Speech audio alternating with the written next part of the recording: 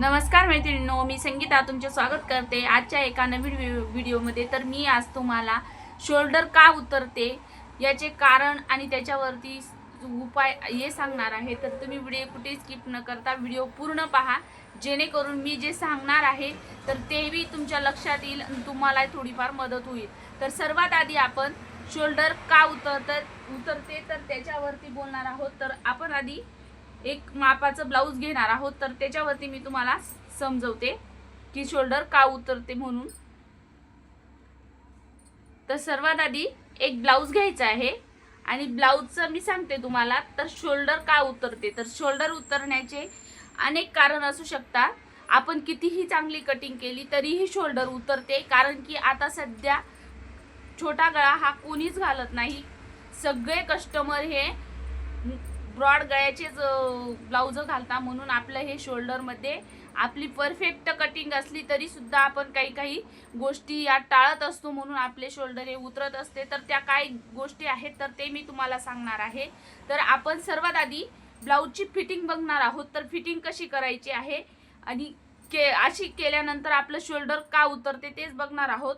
तर सर्वात आधी मी तुम्हाला सांगते, ब्लाऊज घ्यायचा आहे आणि ब्लाऊजचं सर्वात महत्त्वाचं म्हणजे आपण जेव्हा बाही जोडत असतो, म्हणजे बाही जोडत असतो तेव्हा आपल्याला व्यवस्थित काळजी घ्यायची आहे की व्यवस्थित आपण बाही जोडायच्या आधी साईडचा भाग आणि बाही ही क्लिअर व्यवस्थित फोल्ड करून आपल्याला बघायची आहे। कमी जास्त झाली तर ते कट करून घ्यायचं आहे। पहिलं कारण म्हणजे आपल्याला ही फिटिंग व्यवस्थित करायची आहे, जेणेकरून आपल्या काखेत दुसरा मुद्दा म्हणजे आपला हा जो आर्महोलचा भाग असतो तो जर जास्त टाईट झाला तर जास्त टाईट झाल्याने आपले हे शोल्डर इकडच्या साईडने असं आपली बाई ही इकडच्या साईडने खेचली जाते इथे टाईट झाल्यामुळे, म्हणून आपलं हे शोल्डर असं पसरत असतं, म्हणून आपलं शोल्डर उतरत असतं। आणि तिसरं कारण म्हणजे आपण बाही जोडली व्यवस्थित, आणि जर आपल्या कमरेत म्हणजे ब्लाऊज इकडच्या साईडने जर आपलं ब्लाऊज जर लूज असेल त्यामुळे सुद्धा आपलं शोल्डर उतरत असतं।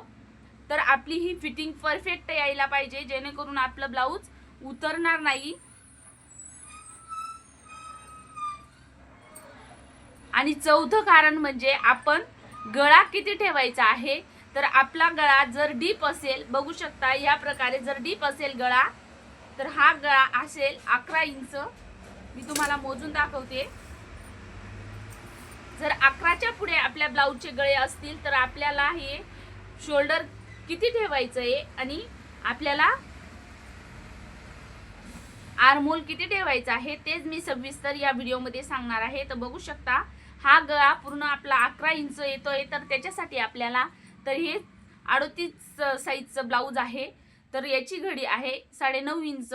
तर आपल्याला याच्यामध्ये शोल्डर किती ठेवायचं आहे तर तेच मी पूर्ण या व्हिडिओमध्ये सांगणार आहे। तर तुम्ही व्हिडिओ पूर्ण पहा, जेणेकरून तुमच्याही लक्षात येईल आणि तुमचेही शोल्डरचे प्रॉब्लेम हे कायमचे जातील आणि व्यवस्थित असे तुमचं ब्लाऊज परफेक्ट तुमचं किंवा तुमच्या कस्टमरचं ब्लाऊज परफेक्ट बसणार आहे। तर मग आता तुम्हाला मी याच्यावरती ब्लाऊज पीस आहे खालच्या साईडला ठेवलेला, तर त्याच्यावरती मी गळा आणि शोल्डर कसं टाकायचं आहे आणि फिटिंग करताना आपल्याला या गोष्टी लक्षातच ठेवायच्या आहेत की जर तुमचं ब्लाऊज परफेक्ट बसत असेल किंवा परफेक्ट बसून फक्त शोल्डरचा जर तुम्हाला प्रॉब्लेम येत असेल तर तुम्ही काय करायचं आहे, तर इथे जर लूज झालं, इथे लूज असल्यामुळे सुद्धा आपलं शोल्डर उतरू शकतो, किंवा मुंड्यामध्ये जास्त टाईट झाल्याने सुद्धा आपलं शोल्डर हे उतरत असतं। म्हणून आपली जेवढी फिटिंग येते आहे परफेक्ट तेवढी आपल्याला फिटिंग करायची आहे। लूजही ठेवायचं नाही आणि जास्त फिटही करायचं नाही। लूज ठेवलं तर इथे आपला काखेत म्हणजे आपला छातीचा जो भाग असतो इथं काखेत आपला असा घोळ येतो, त्याच्यामुळेही आपलं शोल्डर उतरत असतो। आणि आपण इथं जास्तही टाईट करून दिलं त्याच्यामुळेही आपलं शोल्डर उतरत असतं। तर ते आता मी पूर्ण एक छोटा गळा असो किंवा मोठा गळा असो तर परफेक्ट साईजनुसार मी शोल्डर कसं घ्यायचं आहे तेच सांगणार आहे। तर तुम्ही व्यवस्थित बघा। तर ब्लाऊज आता मी साईडला ठेवून देते, तर हे कारण असतात आपले शोल्डर उतरण्याचे। तर व्यवस्थित बघा, आता मी गळा तुम्हाला टाकून दाखवते। प्रत्येक गळ्यानुसार मी 7 पासून तर 11 साडे 11 पर्यंत मी तुम्हाला गळ्याची मार्किंग करून दाखवणार आहे आणि व्यवस्थित असा ड्रॉ करून दाखवणार आहे।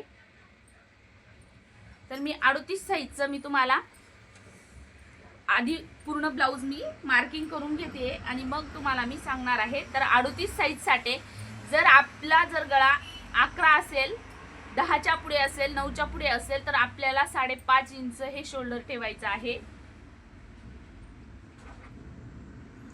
तर 5.5 इंचावर आपल्याला मार्किंग करायची आहे। आणि आता आपला मुंडा मार्किंग करून घ्यायचा आहे। तर मुंडा आपल्याला 6 इंचावर ठेवायचा आहे। आपण शोल्डर जेवढं घेतलं आहे त्याच्यात आपल्याला अर्धा इंच एक्स्ट्रा ठेवून आपल्याला मुंड्याची मार्किंग करायची आहे। तर इथे 9.5 इंचावर मार्किंग करते मी। 9.5 इंच मार्किंग केल्यानंतर आपल्याला खालच्याही साईडने, कमरेच्या साईडने आपल्याला आता उंची टाकून घ्यायची आहे। तर उंची घ्यायची आहे आपल्याला 14 इंच। तर परफेक्ट उंची आपली 13 इंच येणार आहे। तर आपल्याला इथे 9.5 इंचावर खालच्या साईडने म्हणजे कमरेच्या साईडने आपल्याला ही मार्किंग करून घ्यायची आहे। आणि अशी सरळ रेषा आपल्याला ड्रॉ करून पूर्ण बॉक्स तयार करून घ्यायचा आहे। तर इकडच्याही साईडने आपल्याला रेषा ड्रॉ करून घ्यायची आहे। त्याच्यानंतर आपल्याला 1.5 इंच शिलाई मार्जिन कंपल्सरी आपण प्रत्येक ब्लाऊज मध्ये 1.5 इंच शिलाई मार्जिन घेत असतो। ज्यांना खरंच शिकायची इच्छा आहे तर ते पूर्ण व्हिडिओ व्यवस्थित बघत असतात आणि चॅनललाही सबस्क्राइब करत असतात। तर 1.5 इंच शिलाई मार्जिन घेतल्यानंतर आपल्याला ही रेषा ही ड्रॉ करून घ्यायची आहे। तर हे मी व्यवस्थित एक्सप्लेन करणार नाहीये की कारण आपला हा व्हिडिओ फक्त शोल्डर वरती आहे। तर मी तुम्हाला सपोज माप घेण्यासाठी हे दाखवते। तर 1.5 इंच आपला मुंडा घेतला आणि समोरचा मुंडा आपल्याला 1 इंचावर मार्किंग करायचा आहे। तर मुंड्याची ही मार्किंग असते ती ही साईज नुसार आपली डिपेंड असते। तर आता इथे मी 2.5 इंचावर मार्किंग करणार आहे। तर इथे व्यवस्थित लक्ष द्या। आता आपल्याला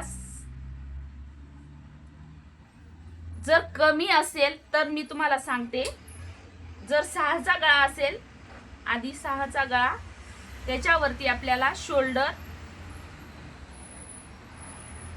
खालच्या साईडने 2.5 इंच घ्यायचा आहे, वरच्या साईडने 2.5 इंच घेतलेला आहे आपण। तर आता हा बॉक्स आपण तयार करून घ्यायचा आहे।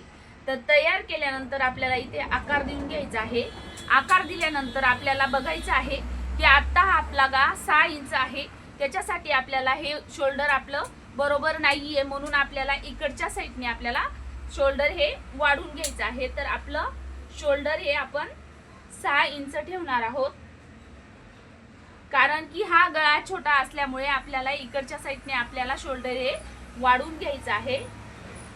तर बघू शकता इथे आपण मार्क केलेला आहे आणि इथून आपल्याला ही रेषा आपली अशी ड्रॉ करून घ्यायची आहे।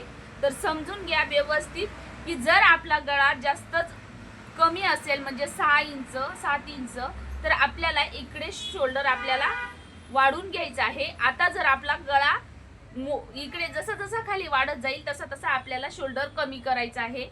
तर आता मी इथे हे परफेक्ट 6 इंच शोल्डर घेतलेला आहे आणि इकडच्या साईडने आपला गळा ही 6 इंच आहे, त्याच्यासाठी आपल्याला मुंडा आपला हा 6 इंच राहणार आहे 38 साईज साठी। जर साईज कमी जास्त होत असेल तर आपला मुंडा ही कमी होत असतो, पण शोल्डर आपलं तेज येणार आहे। तर आता आपण 7 इंचावर मार्किंग करणार आहोत। तर इथेही आपल्याला ड्रॉ करून घ्यायचं आहे।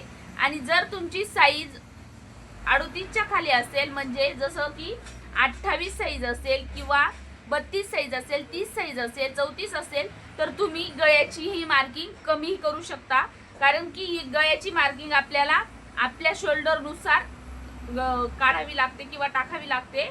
तर मग आता आपण इथे जर तुमच्या ब्लाऊजचं माप जर कमी असेल तर तुम्ही इथे 2.25 इंच किंवा 2 इंचापर्यंत आपण हा गळा ठेवू शकतो।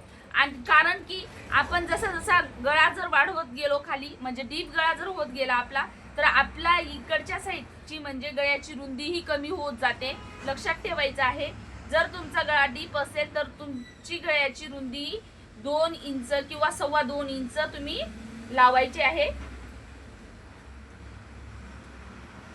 याप्रमाणे अशी मार्किंग करायची आहे।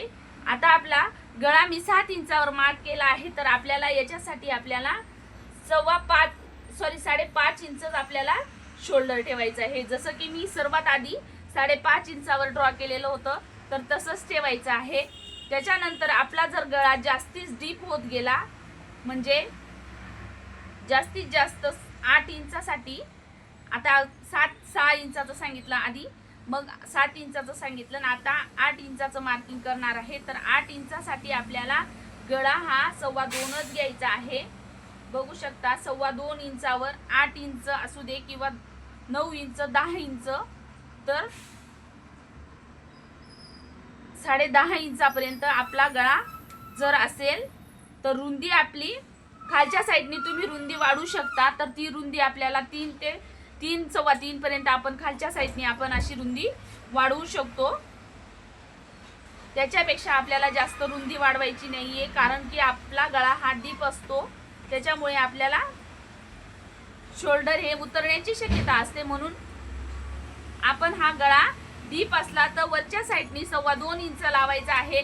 तर साईज कोणतीही असू द्या, तर त्याच्यासाठी आपल्याला शोल्डर हे 5.5, जर जास्त मोठी साईज असेल तर 5.5 इंच शोल्डर ठेवायचं आहे। जर 9च्या खाली जर असेल, 9ची घडी असेल, त्याच्या खाली जर असेल, जसं की 27, 28 आणि 32, याच्यासाठी तुम्हाला 5 इंच शोल्डर लावायचं आहे।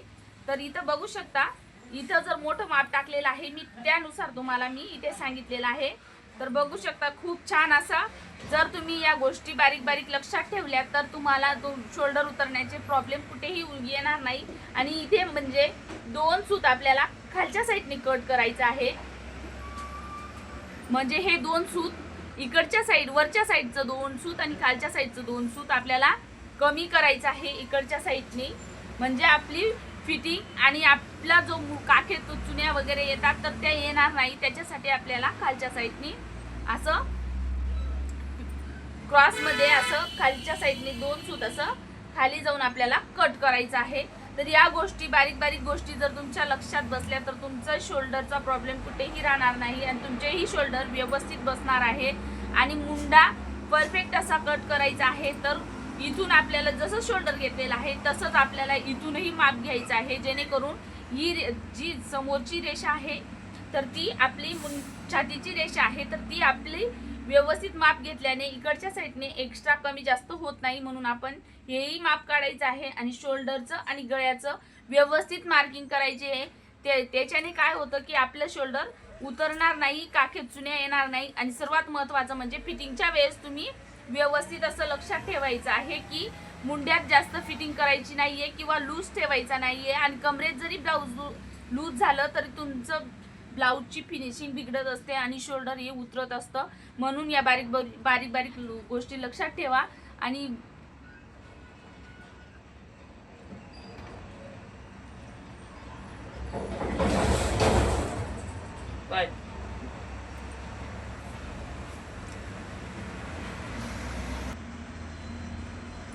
जसे मी छोट्या छोट्या गोष्टींचं सांगितलं, जर या तुम्ही लक्षात घेऊन व्यवस्थित कटिंग केली आणि स्टिचिंग केली तर तुम्हाला कुठलेही प्रॉब्लेम येणार नाही।